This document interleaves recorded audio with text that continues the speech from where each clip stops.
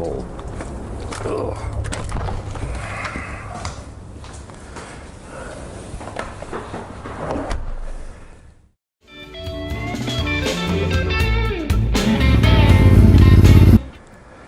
So I'm wondering, how did I get a nice garage like this? Well, it's actually pretty easy.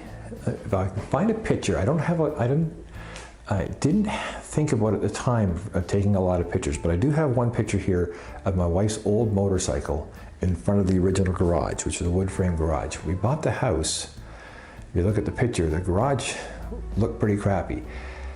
And in fact, it was sinking into the foundation, like the pad it was sitting on.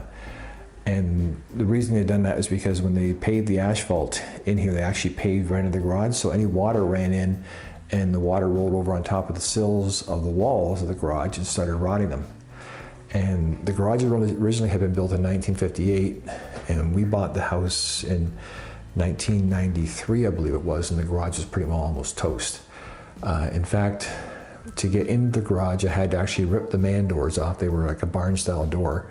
I had to actually rip them right off the garage, and then I had to cut 6 inches off them before I could rehang them, because you couldn't actually shut the doors, because that's how much the building had sunk or dissolved or rotted. And we put up with that for about 5 years, and we decided it was time to build a garage. And you know, you have to go through all the zoning, because the zoning laws changed in 1958. The setbacks between the building and the property line had to be 6 feet, or approximately 2 meters. And I had to get a variance, which allowed me to put it 3 feet or just a hair under meter. And then there was a case of, because I wanted the garage to have a 10-foot ceiling inside, so it would actually match the house instead of the original size garage, I had to get a height variance to allow for a 15-foot height. So it's like, and then of course all the building permit and stuff and whatnot. Yeah, so I thought I'd start here in the corner where the actual garage is. And you can see I got a little shop vac to clean up the mess when I make one, and all the various ladders we use around the house. And you know, with a 170-year-old house, you have different heights of roof and whatnot. So you tend to collect a lot of ladders and step ladders. It's got 10-foot ceilings inside. So changing a light bulb isn't a case of just, you know, standing on a chair. You have to actually get a proper step ladder to get to where the lights are. And you can see the RC51, my wife's Honda Shadow.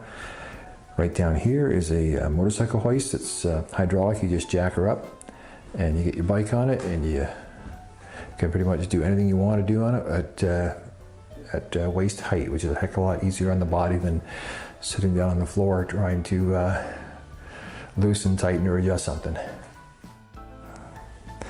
Parts washer, that's where we used that for years and years and years when I was racing.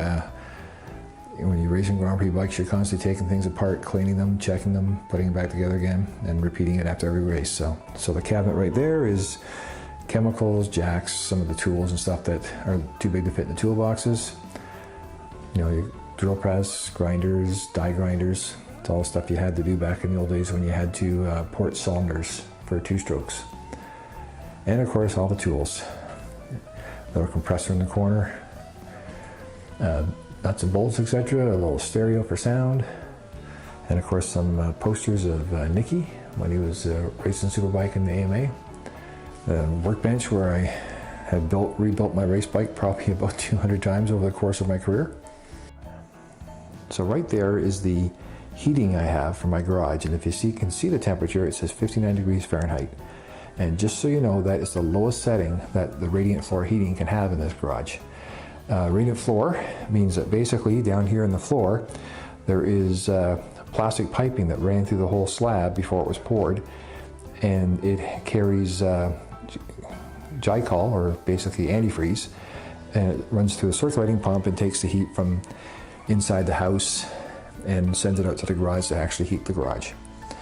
Now the garage of course also is fully insulated. It's got you know, vapor barrier, proper insulation. It's got insulation in the ceiling.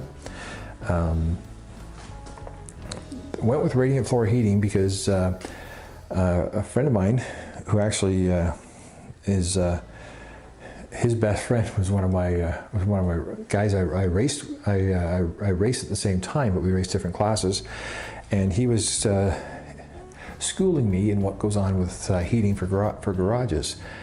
And the most common type is you put a natural gas or propane blower heater, which would be located up there by the ceiling, and it'd be hanging from the ceiling with a gas line, and it would just blast hot air into place and warm the place up.